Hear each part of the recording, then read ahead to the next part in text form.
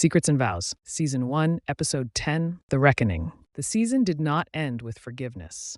It ended with clarity. London gathered not for celebration, but for witnessing. By now, everyone understood that something final was coming.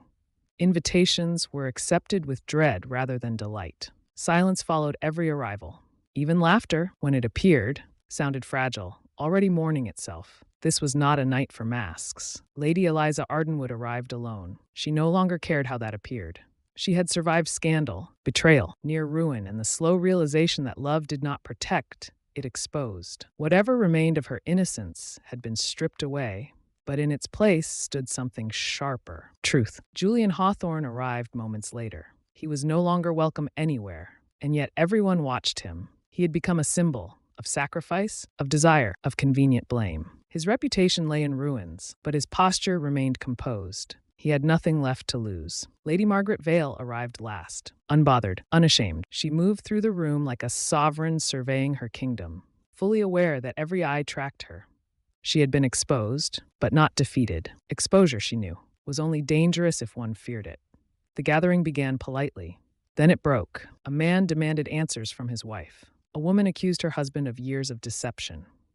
Another guest stormed out entirely, unwilling to witness more destruction. Finally, Eliza spoke. She addressed the room, her voice steady. "This season taught us that secrecy is not the villain," she said. "It is how it is used." All eyes turned toward Lady Margaret.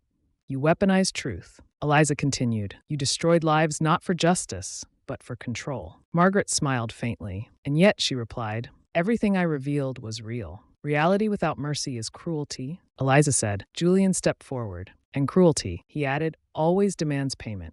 For the first time, Margaret's smile faltered. The velvet quill's final letter was produced. This one was not anonymous. It was signed. It detailed not affairs, but manipulation, how information had been traded, how reputations were selected, how chaos had been curated. Margaret read it calmly. Then she laughed. "You think this ends me?" she asked. "London thrives on scandal.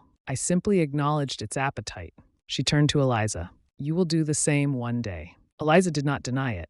The room erupted, not in outrage, but exhaustion. No one had the energy to pretend anymore. Vows had been broken. Love had failed. Power had been exposed for what it was. In the end, the consequences fell quietly. Margaret was not exiled. She was avoided. Julian was not forgiven. He was remembered. Eliza was not celebrated. She was respected. Later, alone at dawn, Eliza and Julian stood together one final time. "This is where we end," Eliza said. "This is where we change." Julian replied, "They did not promise forever. They did not promise anything. That was the honesty they had earned."